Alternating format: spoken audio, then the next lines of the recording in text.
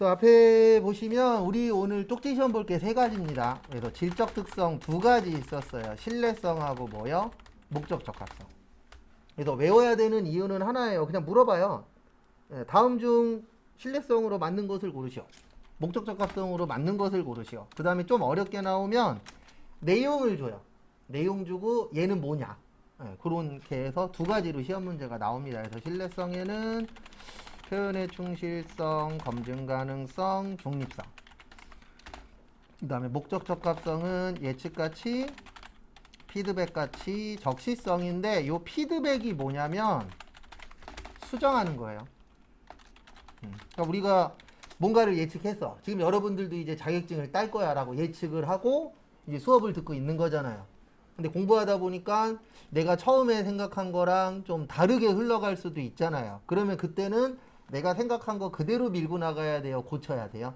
고쳐야 되겠죠. 그래서 피드백을 잘하는 것도 중요합니다. 왜냐면 내가 생각한 게 무조건 100%다 맞는 건 아니잖아요. 그래서 하다 보니까 이건 아니네. 그러면은 계속 뭐를 해야 돼요? 수정을 해야 돼요. 그 다음에 재무제표 종류. 그래서 재무상태표, 손익계산서, 현금흐름표, 자본변동표, 주서. 그래서 이거는 면접 보러 가시면 직장 상사분이 물어볼 수도 있어요. 왜냐면 가장 기본적인 내용이라. 그래서 재무상태표는 일정 시점에 뭐야 얘는 또 빠이빠이 기업의 재무상태. 그래서 재무상태가 뭐냐면 간단하게 설명드리면 재산상태를 재무상태라고 해요. 그래서 돈이 많냐 빚이 많냐 그런 것들을 보는 걸 무슨 상태라 그래요? 재무상태라고 표현을 합니다. 그 다음에 손익계산서는 일정 기간의 기업의 경영성과로서 위에는 자산부채 자본, 그 다음에 밑에는 수익비용. 그리고 하나 알고 계셔야 되는 게 아마 한 일주일 내지 2주 정도는 눈만 뜨고 있을 겁니다. 왜냐면 앞에서 떠드니까 듣기는 듣는데 그게 무슨 말인지 해석이 초반엔 잘 안 돼요. 그래서 계속 반복해서 설명드릴 거니까 이해 안 되는 거 있으시면 수시로 물어보세요. 그 다음에 요거 제일 중요해요. 이거는 시험에서는 안 써먹는데 이거 갖고 하는 거긴 하거든요. 그래서 어떻게 보면 이게 수학으로 치면은 저기 구구단하고 똑같아요. 회계에서의 구구단이라고 볼 수 있습니다. 그래서 이걸 모르면 우리 구구단 모르면 수학하기 힘들잖아요. 그래서 이거를 원래는 거래 8요소라고 하는데 저희는 10가지로 외우기 때문에 몇 요소라고 기억을 해주세요. 저희는 10요소로 외울 거예요. 10가지로. 그래서 왼쪽을 뭐라 그랬죠? 차변. 오른쪽은 대변. 그 다음에 차변은 자산 증가, 대변은 자산 감소, 대변은 부채 증가, 차변은 부채 감소, 대변은 자본 증가, 차변은 자본 감소, 대변은 수익 증가, 차변은 수익 감소, 차변은 비용 증가, 대변은 비용 감소. 그래서 하나 알고 계셔야 되는 게 저희가 어저께부터 수업 끝날 때까지 배우는 건 이거 배우는 거예요. 원리 원칙. 그러니까 이게 무슨 뜻이냐면 이미 회계는 어떻게 해야 되는지 다 정해져 있어요. 그래서 여러분들 마음대로 하면은 무조건 틀립니다. 그래서 그 원칙에 따라서만 업무를 보셔야 돼요. 그 원칙에서 벗어나면은 나중에 어떤 문제가 생기냐면 내가 결과적으로 일을 잘못한 게 돼버립니다. 그래서 본인의 생각을 집어넣으시면 안 돼요. 초반엔 특히. 초반에는 제가 요겁니다 그러면 이거구나 이렇게 확실히 그 틀을 잡으신 다음에 그 다음부터 내 생각하고 연결을 하셔야지 처음부터 내 생각하고 연결을 하면 꼬입니다. 그래서 초반에 좀 힘든 이유 중에 하나가 그런 것도 있어요. 딴 것 때문이 아니고 내 맘대로 할 수 있는 거는 1도 없어요. 왜냐면 이미 다 원칙이 다 정해져 있기 때문에. 그래도 우리 1 더하기 1은 몇이죠? 2죠. 그것도 원칙이 정해져 있잖아요. 근데 누구한테 물어봤더니 1 더하기 1은 5래. 그러면 119 불러야죠. 라고 생각하잖아요. 이 사람 이상한 사람이야. 라고 생각하는 것처럼 이거 정해져 있는 거예요. 그래서 자산이 증가하면 무조건 어느 변에 써야 돼요? 차변에. 그래서 이 원칙에 맞추는 연습을 계속 하는 겁니다. 왜냐면 다 학문이기도 하고 예, 법하고 연관되어 있어서 다 정해져 있어요. 그 다음에 교재는 65페이지 보시면 여기 보시면 현금과부족이라고 있는데 임시계정이라고 되어 있습니다. 65페이지. 이 현금과부족은 이때 써요. 결산할 때. 그리고 왜 임시계정이라고 하는지 설명을 드릴게요. 딴 건 몰라도 이거는 이해하셔야 됩니다. 임시의 뜻이 뭐예요? 계속 쓰는 거예요? 잠깐 쓰는 거예요? 잠깐 쓰는 거. 그거를 우리가 임시라고 표현을 합니다. 그래서 이 현금과부족은 계속 쓰는 게 아니고 잠깐 쓰는 건데 언제 쓰냐면 과의 뜻이 뭐죠? 과. 예, 이게 많을 것자예요. 그래서 현금이 뭐 할 때요? 많을 때. 그 다음에 부족의 뜻은 현금이 적을 때. 그래서 이 현금과부족은 현금이 많거나 적을 때 쓰는 계정 과목을 뭐라고 표현을 하세요? 현금과부족이라고 표현을 합니다. 그래서 그 부분 참고해 주시고요. 그래서 여기에서 기억하셔야 되는 건 거기 교재에도 잘 나와 있는데요. 제일 밑에 보시면 진한 글씨로 되어 있어요. 그래서 이거 이렇게 기억을 하셔야 됩니다. 결산 때까지 못 찾으면 앞으로 제가 결산이라고 쓰면 이날이에요. 12월 31일. 우리 1년의 마지막 날이 몇 월 며칠이죠? 12월 31일이죠. 그래서 결산 시에 잡이익 아니면 잡손실로 처리를 해주셔야 됩니다. 그래서 거기 밑에 써 있어요. 왜 이렇게 처리를 해야 되냐면 일반적으로 현금 과부족은 짜잘한 금액이에요. 뭐 500원, 1000원, 만원 이런 식으로 금액이 작은 거지 1000만원 이런 건 현금 과부족 쓰시면 안 됩니다. 금액이 큰 거는 무조건 찾으셔야 돼요. 그리고 예전에 거래처 중에 제가 세무사 사무실에 일할 때 거래처 중에 한 분 그만두신 적이 있었어요. 1억짜리를 잘못해서 1억인가 10억짜리 억 단위면은 금액이 뭐하죠? 큰 거죠. 이거는 잘못했을 때 회사에 악영향을 미칠 수 있어요? 없어요? 있죠. 그때는 현금과부족 쓰시면 안 돼요. 그래서 현금과부족은 일단 요렇게만 기억하십시오. 현금이 많거나 뭐 할 때 쓰는 거예요? 부족할 때. 그거 참고만 해주시고 그 다음에 66페이지 피시고 그 다음에 저것 좀 펴주세요. 뭐 피시냐면은요. 어저께 제가 외우시라고 드린 그 2장짜리 있죠? 네, 그거 보시면 돼요. 지금부터 볼 거는.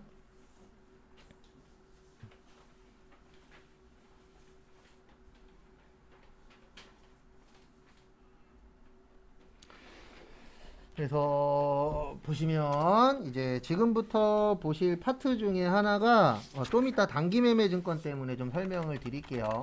그거 보셔도 되고 아니면 화면 보셔도 돼요. 화면에다 다 치긴 할 겁니다. 그래서 유가증권이라는 게 있어요. 67페이지에 보시면 유가증권이라고 있습니다. 유가증권의 뜻이 뭐냐면 가치가 있는 종이를 유가증권이라고 하고요. 크게 두 가지로 나누어져요. 지분증권하고 채무증권. 그래서 지분증권 그러면 헷갈려 하시는데 이렇게 적어드리면 이해를 하시더라고요. 주식. 그래서 우리 드라마 같은 거 보시면 드라마 좋아하시는 분들 드라마 보시면 아버님이 회장님이야. 근데 만약에 아버지가 돌아가셨어. 그러면 형제들끼리 싸우죠. 싸우는 경우들 있어요? 없어요? 있어요. 그게 이것 때문에 싸우는 거예요. 주식. 왜 그러냐면 내가 어떤 회사를 지배하고 싶어. 그러면 주식이 많으면 그 회사를 내가 지배할 수 있거든요. 그래도 주식이 누구 거냐 이게 되게 중요해요. 회사를 운영하시는 분들은. 그 다음에 채무증권 그러면 어저께 잠깐 설명드렸던 사채. 이건 돈 빌리는 겁니다. 그래서 무자가 갚아야 될 의무가 있는 거예요. 그래서 돈 빌리는 거를 채무증권, 그 다음에 지분증권은 주식을 이야기합니다. 그거는 참고를 좀 해주시고요. 그 다음에 같이 한번 보시면 이거 종류를 외우셔야 돼요. 종류엔 세 가지가 있어요. 단기매매증권, 매도가능증권, 지분법 적용, 투자주식. 그 다음에 채무는 단기매매증권, 매도가능증권, 만기보유증권 요렇게 총 몇 가지씩 있으세요? 세 가지씩. 그래서 하나씩 설명을 드릴 겁니다. 그리고 나서 교재 볼게요. 그래서 뭐냐면 여기 보시면 단기라고 있습니다. 앞으로 제가 이 얘기 많이 할 거예요. 무슨 얘기 많이 할 거냐면은요. 단기가 있고 장기가 있어요. 그래서 단기하고 장기를 나누는 기준은 1년 기준입니다. 몇 년 기준이요? 1년 기준. 그래서 단기 그러면 이렇게 생각하셔야 돼요. 1년 이내. 그 다음에 장기 그러면 이렇게 생각하셔야 돼요. 1년 이상. 그래서 이렇게 이제 두 가지로 뭐 하세요? 나누어진다라는 거. 그 부분 참고하시고. 그 다음에 그래서 단기 매매 증권 그러면 이렇게 이해를 하셔야 됩니다. 몇 년 안에 사고 파는 거예요? 1년 안에. 매매의 뜻이 사고 파는 겁니다. 살매자, 팔매자예요. 그래서 목적이 몇 년 안에 사고 파는 거예요? 1년 안에. 그래서 요즘 주식 하시는 분들이 이 목적으로 사요. 내가 사갖고 빨리 가격이 올라서 뭐 하겠다? 팔겠다. 근데 항상 이거 알고 계십시오. 전 투자는 하라고 얘기를 잘 안 하는 스타일인데, 왜냐면 저는 좀 보수적이라, 돈 관련돼서는 전 좀 보수적이에요. 왜 그러냐면 주식해서 따는 사람도 있지만 주식해서 손해보는 사람이 훨씬 더 많아요. 실질적으로. 그래도 지금도 난리잖아요. 주식 떨어져 갖고. 근데 이런 사람이 있습니다. 혹시 주변에서 보신 분들 있을 거예요. 작년인가 재작년에 주식해서 돈 벌었다라고 자랑하신 분 혹시 주변에 있을 수 있어요. 참고로 그 당시에는 막말로 초등학생이 사도 돈 버는 시대였어요. 그래도 진짜 뉴스에 나왔어요. 초등생 중에 주식하는 애. 주식하는 그 유튜버 있거든요. 초등학생인데 걔도 돈 벌었대요. 왜냐면 그 당시에는 주식이 되게 잘 될 때였거든요. 근데 지금은 그 누가 해도 돈을 잃는 타이밍입니다. 그래서 모르겠어요. 전 주식은 안 하는데 정답은 없으니까 본인이 자신 있으면 하는 건데, 어저께도 잠깐 설명드렸지만 대출 받아서는 하지 마시고. 그 다음에 매도 가능 증권의 뜻은 1년 이후에 파는 증권이에요. 그래서 몇 년 이후에 파는 거예요? 1년 이후에. 그거를 매도 가능 증권이라고 하고요. 그 다음에 지분법 적용 투자 주식은 요거 시험엔 잘 안 나오는데 이 목적으로 갖고 있는 거예요. 지배 목적. 그래서 여기에서 말하는 지배 목적은 회사의 주식을 20% 이상 갖고 있는 거예요. 그러니까 이런 거 있죠. 어떤 사람이 내가 주주래 그러면서 이런 얘기할 정도는 돼야 돼요. 내가 이 회사 꽂아줄까? 라고 얘기할 정도의 파워가 있는 주식. 그거를 지분법 적용 투자 주식이라고 하는데, 저희 시험은 요거 두 개가 잘 나와요. 지분법 적용 투자 주식은 그렇게 잘 나오는 파트는 아닙니다. 나오긴 하지만 그렇게 잘 나오진 않아요. 그 다음에 채무증권은 세 가지인데 이쪽이 오히려 더 잘 나옵니다. 그리고 두 개는 똑같아요. 그래서 단기매매증권은 단기의 뜻이 몇 년 이내라고요? 1년 이내. 그래서 단기매매증권은 몇 년 이내에 갖고 있는 거예요. 그 사고 파는 거예요. 1년 이내. 그 다음에 매도 가능 증권은 1년 이후. 그 다음에 만기라는 뜻을 아셔야 돼요. 우리 만기의 뜻이 뭐죠? 만기일. 끝나는 날을 뭐라 그래요? 만기일이라고 해요. 그래서 만약에 내가 적금을 부었는데 3년 만기야. 그럼 몇 년 후에 끝나는 거죠? 3년 후에 끝나는 거죠. 그래서 만기 보유 증권은 끝나는 날까지 보유의 뜻이 가지고 있는 거예요. 그래서 끝나는 날까지 가지고 있는 증권은 무슨 증권이라고 해요? 만기 보유 증권이라고 하는데, 이거 다 한자입니다. 참고로 회계에서 쓰는 많은 용어들은 한자로 되어 있어요. 기본적으로. 그거는 참고만 좀 하시고. 그 다음에 교재 보면서 간단하게 설명드리고 넘어가도록 하겠습니다. 거기 66페이지 보시면 단기 투자 자산이라고 있으실 거예요. 그래서 단기 그러면 몇 년 이내라고요? 1년 이내. 그래서 단기 투자 자산의 뜻은 1년 이내에 뭐 하겠다? 투자하겠다. 1년 안에 투자하고 끝내겠다. 요거를 이제 단기 투자 자산이라고 합니다. 그래서 많은 분들이 요즘에는 요거를 사랑해요. 단기를. 왜냐면 돈 빨리 벌고 싶잖아요. 그럼 빨리빨리 내 수중에 들어오면은 확인이 되죠. 그래서 1년 이내고요. 그 다음에 저기 67페이지 위에 보시면 단기 대여금이 있고 단기 차입금이 있거든요. 그 위에다가 요거 하나만 적어주세요. 단기 대여금 위에다가 장기 대여금. 그 다음에 단기 차입금 위에다가 장기 차입금. 그래서 이렇게 이해를 하셔야 됩니다. 단기 그러면 몇 년 이내라고요? 1년 이내. 그 다음에 장기 그러면은 몇 년 넘는 거라고요? 1년 넘는 거. 그렇게 좀 기억을 해주시면 공부하시는데 좀 편하실 겁니다. 그 부분 참고하시고. 그 다음에 요 뜻은 아셔야 돼요. 대여의 뜻이 뭐죠? 대여. 빌려 주는 것을 뭐라 그래요? 대여라고 합니다. 그래서 그 대여금의 뜻은 돈 빌려주는 거예요. 그 다음에 차입의 뜻은 빌려오는 것을 차입이라고 해요. 그래서 우리가 친구한테 돈 빌렸어. 그럼 그건 차입금이 되는 거고, 내가 친구한테 돈 빌려줬어. 그러면 그게 뭐가 되는 거예요? 대여금이 되는 겁니다. 그래서 이거를 뭐라 그러냐면 조금 어려운 말로 채권이라 그래요. 채권은 뭐냐면 내가 받을 게 있는 게 채권이에요. 그 다음에 차입은 빌려줬으니까 돈 갚아야 되죠. 갚아야 되는 걸 뭐라 그래요? 채무라고 표현을 합니다. 그래서 채권하고 채무, 요 얘기는 앞으로 자주 할 거예요. 왜냐하면 기본적인 용어라. 그것도 좀 같이 봐주시기 바랍니다.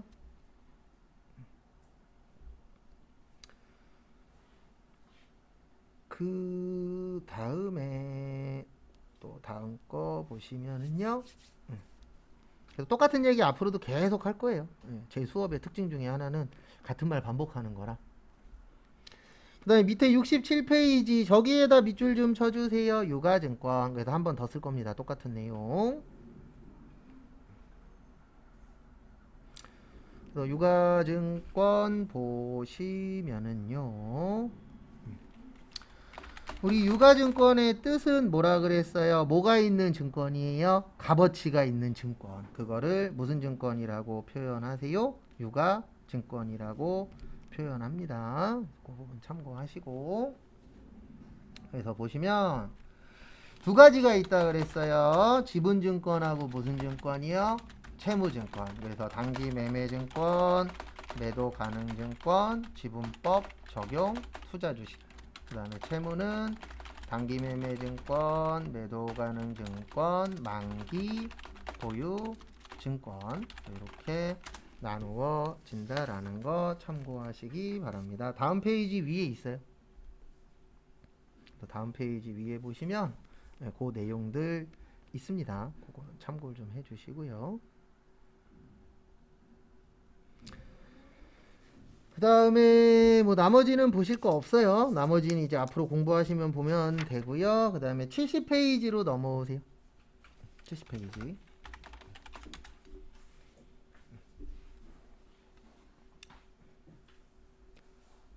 그래서 거기 70페이지 보시면 단기매매증권. 그래서 단기간 내에 매매 차익. 그래서 단기 나오면 몇 년 이내라고요? 1년 이내. 그거 잘 기억하시고. 그 다음에 니은에 보시면 매도가능증권. 가능의 뜻은 할 수 있다는 얘기예요. 그래서 매도가능증권은 사거나 팔 수 있는데 몇 년 이후에 사고 파는 거냐면 1년 이후에 사고 파는 겁니다. 그 다음에 디귿에 보시면 만기보유증권. 그래서 만기보유증권의 뜻은 끝까지 갖고 있는 거예요. 그래서 여러분들 제일 많이 듣는 얘기 중에 하나가 뭐 적금 3년 만기, 1년 만기 이런 얘기들 하잖아요. 그래서 만기 그러면은 끝까지 보유하고 있는 거다라고 기억을 좀 해주시면 될 것 같습니다. 그 다음에 거기 단기매매증권 보시면 단기적 자금이에요. 요게 키포인트예요. 그래서 단기적 자금의 뜻은 몇 년 이내라고요? 1년 이내. 그래서 그거 좀 잘 좀 봐주시기 바랍니다. 그 다음에 거기 70페이지 밑에나 아니면 71페이지 위에다가 요것 좀 적어주세요. 뭐 적으시냐면 앞으로 제가 수업 시간에 거의 하루에 한 번 정도씩 쓰는 게 있어요. 그게 뭐냐면 매입 시에 부대 비용은 원가 처리한다. 그 다음에 단기 매매증권 살 때 부대 비용은 수수료 비용, 매출 시의 부대 비용은 비용. 요거 제가 엄청 많이 쓸 거예요. 근데 많이 쓴다는 얘기는 이렇게 생각하시면 됩니다. 시험에 잘 나온다는 얘기예요. 그래서 지금부터 설명을 좀 간단하게 드리고 앞으로 계속 똑같은 얘기 합니다. 그래서 오늘 제일 중요한 거는 오늘 수업 시간에 한 내용이 중요한 게 아니고 초반에는 어저께도 잠깐 설명드렸지만 좀 기억해 주시는 거 요게 좀 중요합니다. 또 지금부터 부대 비용이 뭔지 설명드릴게요. 네, 부대 비용은 그냥 간단하게 설명드리면 추가 비용이에요.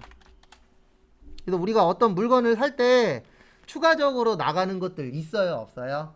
있어요. 그래서 가장 대표적인 게 뭐냐면 물건 구입할 때 들어가는 운반비. 그래서 대표적인 게 요겁니다. 그러니까 이게 무슨 뜻이냐면은 우리 인터넷에서 물건 사요, 안 사요? 사죠. 네. 그러면 물건을 살 때 저거 뭐지? 택배비. 네. 택배비 나가요, 안 나가요? 나가죠. 네. 안 나가더라도 거기 금액 안에 뭐 되어 있어요? 포함이 다 되어 있습니다. 그래서 그거 다 눈속임인 거 다 아시죠? 네. 택배비 무료라고 되어 있는데 그거 계산해 보면 거기 안에 택배비 다 들어가 있습니다. 조금씩이라도. 왜냐면 완전 무료로 해줄 수는 없잖아요. 자기네들도 남아야 되니까. 그래서 물건 구입할 때 운반비 추가적으로 들어가는 경우들 있어요, 없어요? 있죠. 그 다음에 건물 사실 때 들어가는 취득세. 그래서 내가 만약에 아파트를 살려 그래. 아파트가 3억짜리라 그래서 3억만 있으면 안 됩니다. 왜냐면 건물 살 때 취득세 들어가죠. 이사 비용 들어가죠. 그 다음에 또 새 집 샀으니까 또 가구도 바꿔야 되죠. 공인중개사 쓰면 수수료 나가죠. 여러 가지 돈들이 있어요, 없어요? 있어요. 그래서 뭔가 하나 하실 때는 거기에 추가적으로 들어가는 부대 비용이 얼마나 되느냐, 이것도 중요합니다. 그 다음에 이제 여름이 지나긴 했지만 에어컨 설치비 있어요, 없어요? 있죠. 그래서 내가 에어컨을 샀어. 그렇다고 해서 무료로 설치해 주는 건 아니잖아요. 거기에 써 있긴 합니다. 이거 에어컨 설치할 때 무료로 설치하시려면은요, 그 실외기라고 있죠, 큰 놈. 그거를 집 안에다 넣으면 무료예요. 네. 근데 대부분 그거를 바깥으로 빼죠. 네. 그러면 돈이 들어갑니다, 그때부터. 근데 이게 에어컨하고 멀어지면 멀어질수록 금액이 어떻게 돼요? 올라가요. 그래서 이거 매번 뉴스에도 나오는데 이거 못 고쳐요. 네. 이거 매번 나오는데 뭐가 나오냐면 인터넷에서 만약에 저기 뭐지? 에어컨 값이 20만 원이래. 샀어. 그러면 어디에서 덤터기를 쓰냐면 설치할 때요. 에어컨 가격 다 뽑아내요. 그 설치 비용이 많이 올라갑니다. 왜냐면 절대 공짜는 없잖아요. 그러니까 에어컨 비용을 싸게 하는 대신 설치할 때 그 에어컨 비용 못 받은 만큼 설치비에서 다 받아내려고 해요. 그래서 이게 무조건 싼 게 비지떡이라는 얘기도 있잖아요. 뭐 비싼 게 무조건 좋은 건 아니지만. 그래서 그런 부분들도 꼭 확인을 하셔야 돼요. 그래서 매번 여름 되면은 뉴스에 나와요. 쇼핑몰에서 싸게 판다 그래갖고 샀는데 설치했더니 설치비가 50만 원이더라. 배보다 배꼽이 더 크다. 이런 얘기들 종종 나옵니다. 그런 부분들도 어쨌든 내가 에어컨을 샀기 때문에 추가로 나가잖아요. 그래서 추가로 나가는 거를 뭐라 그래요? 부대 비용이라고 해요. 그 다음에 시운전비. 시운전비 뭐냐면 이런 거 얘기하는 겁니다. 만약에 회사에서 기계를 샀어요. 근데 기계를 설치한 다음에 그냥 냅두면 안 되잖아요. 이거 잘 되나 안 되나 뭐 해봐야 되죠? 테스트 해봐야 되죠. 근데 문제는 기계 돌리는 거 다 돈이잖아요. 그래서 추가로 나가는 돈을 무슨 비용이라 그래요? 부대 비용이라고 하는데 문제는 뭐냐면 이게 상황에 따라서 답이 다 달라집니다. 그래서 이게 어떤 상황이냐 거기에 따라서 답이 좀 바뀌어요. 그래서 매입 시면은 원가로 처리하라고 되어 있고요. 그 다음에 두 번째로 단기 매매 증권일 때는 수수료, 그 다음에 팔 때는 그냥 비용 처리해라. 이렇게 세 가지로 나누어지는데 이건 앞으로 분개하다 보면은 해결이 돼요. 왜냐면 워낙 많이 나오는 내용이라. 그래서 부대 비용이 뭔지 헷갈리시면 그냥 이렇게 생각하세요. 추가로 나가는 돈. 그래서 우리가 어떤 걸 살 때 추가적으로 나가는 것들 있다 없다? 있다. 그런 것들을 다 합쳐서 무슨 비용이라고 하세요? 부대 비용이라고 합니다. 그래서 꼭 어떤 거 사실 때 우리가 중요한 것 중에 하나가 부대 비용이 얼마냐, 그런 것들도 꼭 확인 작업은 해주셔야 됩니다. 왜냐면 부대 비용 중요하잖아요. 기왕이면 돈이 많이 나가야 돼요, 적게 나가야 돼요? 적게 나가는 게 좋긴 하겠죠. 그 부분 참고하시고. 그 다음에 어디 갔냐, 됐고, 71페이지 보시면 기말평가라고 있습니다. 기말평가 잘 봐두세요. 네, 지금은 용어 위주로 좀 봐두시기 바랍니다. 그래서 기말평가라고 나오는데 일단 기말이라고 나오면 이렇게 이해를 해주셔야 돼요. 12월 31일. 그 다음에 평가라고 나오면 금액 맞추는 거. 이렇게 기억을 해 주셔야 돼요. 그래서 기말평가 그러면 몇 월 며칠 날 금액 맞추는 거예요? 12월 31일 날 돈 맞추는 거. 그거를 뭐라고 표현하세요? 기말평가라고 표현을 합니다. 그래서 그 부분 참고 좀 해주세요. 그 다음에 또 다음 거 보시면은요. 그래서 지금은 그 정도만 보세요. 지금은 우리가 할 수 있는 건 딱 두 가지밖에 없어요. 뭐냐면은 암기 잘 기억하시고 그 다음에 또 하나는 저거 뭐냐 제가 계속 뜻풀이 해드릴 거거든요. 그러면 그 뜻풀이 잘 기억하셨다가 시험 볼 때까지 시험장 가셔서 그거 가지고 활용해서 문제 푸는 거 그게 중요합니다. 그건 참고하시고 그 다음에 거기 밑에 박스 보시면 요런 문구가 있을 거예요. 단기매매증권 평가 이익하고 단기매매증권 평가 손이라고 71페이지 보시면 있습니다. 그래서 요거 얘기하는 거예요. 단기매매증권 평가 이익하고 단기매매증권 평가 손실. 요렇게 이제 몇 가지가 있으세요? 두 가지가 있습니다. 다 설명드릴 거예요. 그래서 첫 번째로 단기매매증권 평가 이익이라고 있는데 이 평가 이익은 뭐냐면 결론적으로는 가격이 상승한 거예요.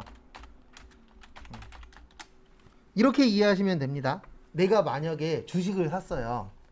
그러면 가격이 올라가야 이익이에요? 떨어져야 이익이에요? 올라가야 이익이죠. 왜냐면 내가 10,000원에 샀으면 난 10,000원보다 비싸게 파는 게 목적이잖아요. 그래서 이익 봤다 그러면은 우리 회사한테 좋은 결과가 나왔다. 이렇게 이해를 해주셔야 되세요. 그래서 이익 났다 그러면 어떻게 봐주시면 되냐면 가격이 올라갔다. 그러면 손해봤으면 가격이 뭐 한 거죠? 하락한 거죠. 그래서 우리 가격 하락하면은 사람들이 기뻐해요? 슬퍼해요? 슬퍼하잖아요. 왜 슬퍼해요? 그만큼 내가 가져갈 수 있는 게 뭐 하니까요? 줄어드니까. 그거 참고하시고. 그리고 지금 이거를 다 이해하라고 얘기 드리는 건 아닙니다. 나중에 하면 할수록 조금씩 다 이해되게끔 만들어 드릴 거예요. 그 다음에 저기에다 밑줄 좀 쳐주세요. 72페이지. 72페이지로 오시고 72페이지 어디에다 밑줄 치시냐면은 매각에다 밑줄 좀 쳐주세요. 매각. 그래서 딴 건 몰라도 요거는 이해를 하셔야 됩니다. 매각의 뜻이 뭐죠? 매각. 산 거예요? 판 거예요? 판 거예요. 그래서 이걸 다른 말로 처분이라고도 합니다. 그래서 매각했다가 팔았다는 뜻입니다. 그래서 다른 말로 뭐라고도 한다고요? 처분이라고도 표현해요. 그거 참고하시고.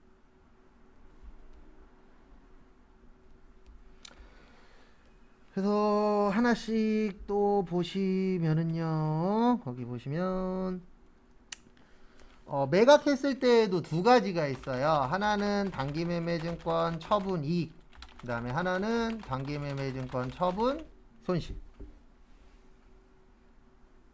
그래서 몇 가지가 있다고요? 두 가지. 그래서 단기매매증권 처분 이익이 되려면 어떻게 해야 되죠? 내가 팔 때 싸게 팔아야 이익이에요? 비싸게 팔아야 이익이에요? 비싸게 팔아야 이익이겠죠. 그 다음에 손실은 어떻게 파는 거예요? 싸게 파는 거. 그래서 우리가 대부분 회사들이 물건 팔 때 싸게 팔아요? 비싸게 팔아요? 비싸게 팔아요. 왜요? 그래야 남는 게 뭐 하니까? 많으니까. 그래서 여러분들 중에서도 장사하시는 분들은 무조건 이거 고민을 해요. 무슨 고민을 하냐면 어떻게 하면 더 싸게 가지고 올 수 있을까? 그 다음에 어떻게 하면 더 비싸게 팔 수 있을까? 근데 이거는 하나 알고 계십시오. 혹시 여기에서도 이제 그거 고민하고 계시는 분이 있을 수 있어요. 스마트 스토어라고 있어요? 없어요? 있죠. 요즘 이쪽에서 돈 벌기가 가면 갈수록 힘들어집니다. 왜냐면 많은 분들이 일단 진출을 하고요. 근데 많은 분들이 망해가고도 있어요. 근데 왜 그러냐면 생각보다 많이 안 남아요. 저 아시는 분도 이거 해갖고 1인 사업가로 지금 혼자 하고 계시는데 남는 게 생각보다 그렇게 크지는 않다 그러더라고요. 그리고 주변에서 그만두시는 분들도 많대요. 특히 어떤 분들이 그만두시고 계시냐면은 욕심부린 사람들. 그래서 우리 코로나 시대에 이런 것들 되게 잘 됐었잖아요. 스마트 스토어나. 그때 너무 이제 뭐라 그래야 되나, 과감하게 공격성으로 이렇게 좀 운영하신 분들은 대부분 다 문 닫았다 그러더라고요. 근데 그 이유 중에 하나가 생각보다 남는 게 적어서, 어떤 데 보면 막 이것저것 퍼주는 데들 있잖아요. 그런 데들이 특히 좀 많이 망했대요. 근데 그럴 수밖에 없는 게 딴 게 아니고, 가져오는 거는 비싸고 판을 팔아서 남는 건 적다 보니까, 그래도 우리가 회사를 다니든 장사를 하든 남아야 하는 거잖아요. 안 남으면 할 필요가 없겠죠. 그래서 그런 부분들이 좀 있다라고 이야기 하시더라고요. 그 다음에 또 다음 거 보도록 하겠습니다. 넘기세요. 쭉쭉 넘어오세요. 괜찮아요. 계속 똑같은 거 가지고 계속 볼 거예요. 회계는 딴 거 없습니다. 그냥 계속 보는 수밖에. 그 다음에 83페이지로 오세요. 83페이지 보시면은요, 거기 보시면 채권 채무라고 있으실 겁니다. 그래서 요거는 꼭 뜻을 이해하셔야 돼요. 왜냐면 앞으로 계속 할 내용이라. 그래서 채권 그러면 받을 돈, 받을 것. 그 다음에 채무 그러면 갚을 거, 받을 거, 갚을 거. 이렇게 보시면 돼요. 그래서 채권 그러면은 내가 받아야 되는 거. 그래서 드라마나 뉴스나 뭐 그런 거 보시다 보면 채권자라고 나오잖아요. 그래서 채권자는 받을 게 있는 사람, 그 다음에 채무자는 뭐 할 게 있는 사람이요? 갚을 게 있는 사람, 줄 게 있는 사람. 이렇게 봐주시면 됩니다. 그래서 뭐가 더 좋다 그런 건 없어요. 그 다음에 거기 밑에 박스 있는데요, 매출 채권이라고 있습니다. 그거는 좀 외워주셔야 돼요. 그래서 매출 채권이라고 있는데, 매출 채권에 두 가지 있어요. 외상 매출금하고 받으러. 몇 가지 있다고요? 두 가지. 그래서 외상 매출금하고 받으러움이 있다라는 거 참고하시고요. 그 다음에 두 번째 보시면 미수금이라고 있습니다. 그래서 미수금은 어저께도 썼고 오늘 이따 또 쓸 거예요. 우리 외상에는 두 가지가 있습니다. 몇 가지가 있어요? 두 가지. 그래서 외상에는 외상 매출금이 있고 외상 매입금이 있고, 그 다음에 미수금이 있고 미지급금이 있고. 그래서 두 가지의 차이점이 뭐라 그랬어요? 위에는 판매와 관련이 있어, 밑에는 판매와 관련이 없어. 이렇게 이제 두 가지로 나누어진다라고 설명드렸었죠. 그래서 거기 교재에는 일반적인 상거래라고 되어 있어요. 그래서 일반적인 상거래의 뜻이 판매하고 관련이 있냐 없냐. 그래서 위에는 일반적인 상거래, 밑에는 일반적 상거래 이외라고 되어 있을 겁니다. 그래서 그 부분 참고를 좀 해주세요.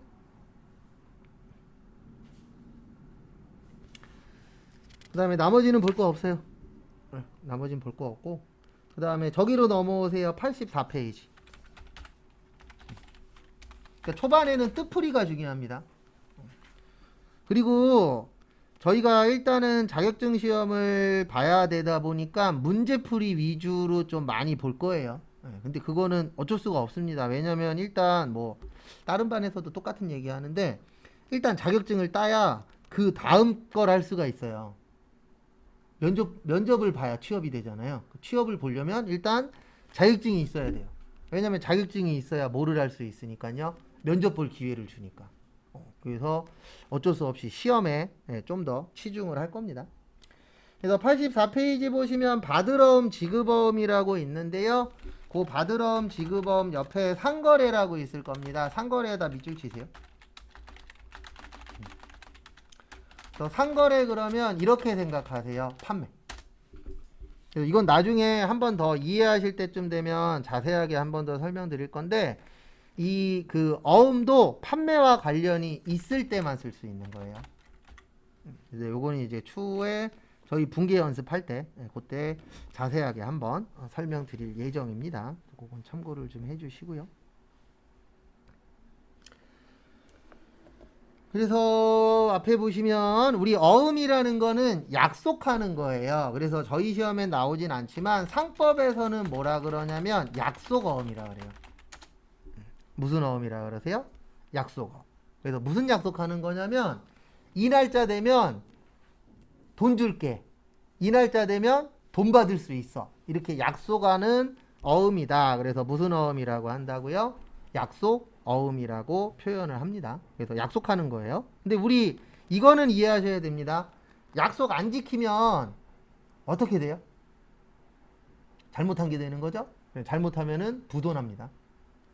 그래서 어음 발행할 때 잘 발행을 하셔야 돼요. 왜냐면 이거 돈 줘야 되는 날짜가 됐는데 돈이 없어. 그러면 부도날 확률이 올라가기 때문에 계획 같은 걸 되게 잘 짜셔야 돼요. 돈 관련된 건 특히.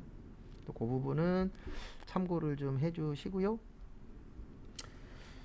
그 다음에 상법에서는 약속어음이라고 하는데 약속하는 겁니다. 그 다음에 거기 밑에 보시면 니은에 어음의 추심, 위임, 배서라고 있으세요. 배서에다가 별표 3개 치세요. 그리고 앞에 보십시오. 어음은 배서라고 하고요. 수표는 이서라 그래요. 혹시 수표 써보신 분 계세요? 우리 수표 쓰면요. 수표 뒤에다가 이름하고 주민등록번호하고 전화번호 써요, 안 써요? 쓰죠. 그걸 이서한다 그래요. 그 다음에 어음 쓸 때는 배서라 그래서 어음 뒤에다가 사업자 등록번호, 사업장명, 주소 이런 거 적으라고 되어 있거든요. 그 뒤에다 쓰는 걸 뭐라 그래요? 배서라고 하는데 어음 배서랑 수표 이서는 결론은 뭐냐면은요. 둘 다 내가 사용을 한다는 뜻이에요. 그래서 어음 사용할 때는 배서한다 그러고 수표 사용할 때는 이서한다라 그러는데 요거 외우셔도 돼요. 배서 나오면 무조건 받으러음이에요. 요건 외우셔도 지장 없습니다. 그래서 배서 나오면 무조건 무슨 어음이라고요? 받으럼. 요건 외우셔도 됩니다. 그 부분 참고 좀 해주시고요.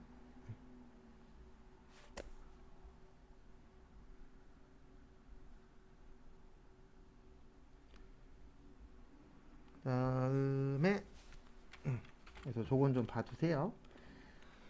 그 다음에 어음의 추심위임 배서라고 있습니다. 예, 추심의 뜻이 무엇을 이야기하는 거냐면은요. 추심이 돈 받아주는 거. 그래서 예전에 한 분이 이 얘기 하시더라고요. 제가 추심 막 이야기하는데 이렇게 이야기하니까 이해를 잘 하시더라고요. 어떻게 이야기를 했었냐면은 떼인 돈 받아들입니다. 우리 그런 이야기 들어본 적 있어요? 없어요? 있죠. 그래서 현수막에 보면은 떼인 돈 받아들입니다. 이런 문구들이 있는 경우들이 있어요. 그 떼인 돈 받아주는 회사를 추심회사라 그래요. 그래서 추심 나오면은 돈 받아주는 겁니다. 그래서 어떻게 되는 거냐면 이렇게 되는 거예요. 우리가 요즘에는요 직접 받지 않고요 은행에서 이거를 받아다 줘요. 누가 받아다 준다고요? 은행에서 이 돈을 받아다 주십니다. 그래서 내용은 이렇게 돼요. 어떻게 되냐면 우리가 은행에다가 돈을 넣어놔요. 네. 돈이 아니고 어음을 넣어 놓습니다. 그래 어음을 넣어 놓으면은 은행에서 상대방 회사 통장에서 돈을 빼와요. 네. 그 어음 관련된 돈을 빼오도록 되어 있습니다. 근데 이거는 이해를 하셔야 돼요. 뭐는 이해하셔야 되냐면 우리가 딴 건 몰라도 이거는 이해하셔야 됩니다. 공짜는 있다 없다? 없다. 그러면 은행이 이랬죠. 은행이 일하면 우리한테 뭐 달라 그래요? 수수료 달라 그래요. 그래도 우리가 가장 많이 보는 수수료가 계좌이체 수수료라고 있어요 없어요? 있죠. 그러니까 은행에서 일했으니까 뭐 내놓으래요? 돈 내놓으래. 그거를 뭐라 그런다고요? 수수료라고 표현합니다. 그래서 수수료는 이렇게 생각하시면 돼요. 서비스 사용료. 그래서 서비스를 제공했으니까 돈 주세요. 그거를 수수료라고 표현합니다. 그거 참고하세요.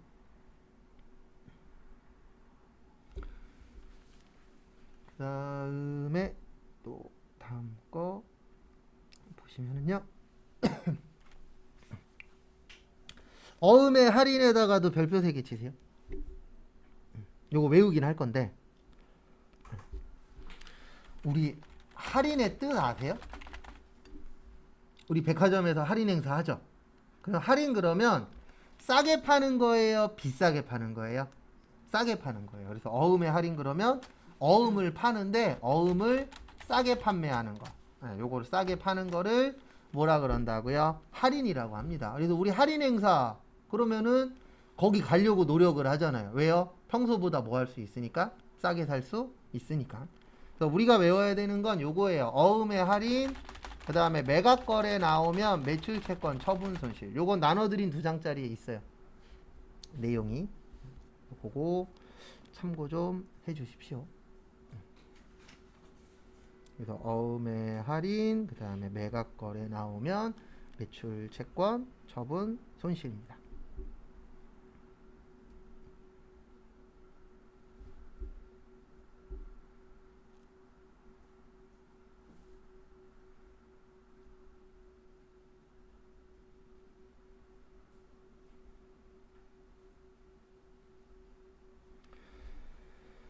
그 다음에 이게 무슨 뜻인지 설명을 드릴게요. 그래서 매출채권 하면은 2가지가 있습니다. 외상매출금하고 무슨 어음이 있다고요?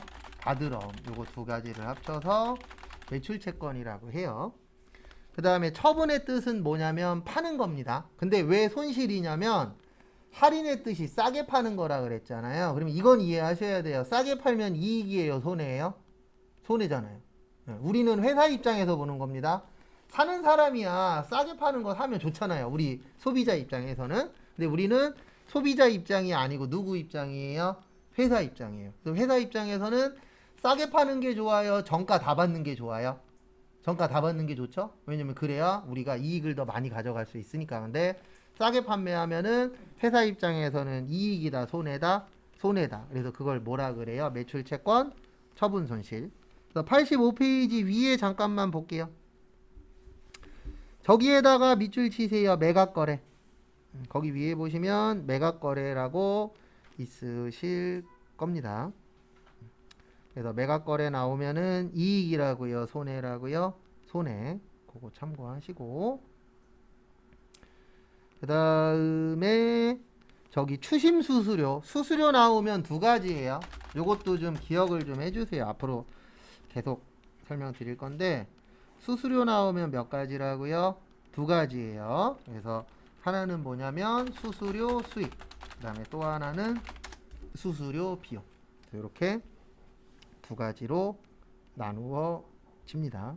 그 부분 참고 좀 해주세요.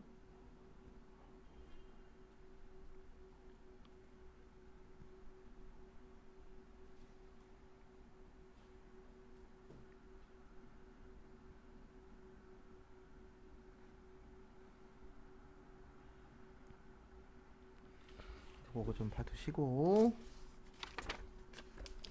그 다음에 하나만 더 보고 쉴게요. 86페이지.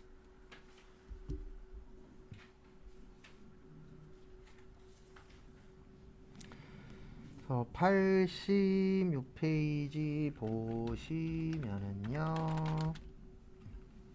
미수금하고 미지급금 있습니다. 근데 아까 썼었던 거 또 쓸 거예요. 그래서 뭐 또 쓸 거냐면 우리 외상매출금, 외상매입금은 뭐와 관련이 있을 때요? 판매와 관련이 있을 때. 그 다음에 미수금하고 미지급금은 판매와 관련이 뭐 할 때요? 없을 때. 그래서 거기 옆에 보시면 상거래 이외라고 되어 있잖아요. 그래서 상거래 이외는 판매하고 관련성이 있다, 없다? 없다 라고 기억을 해주시면 됩니다. 그 부분 참고하시고요.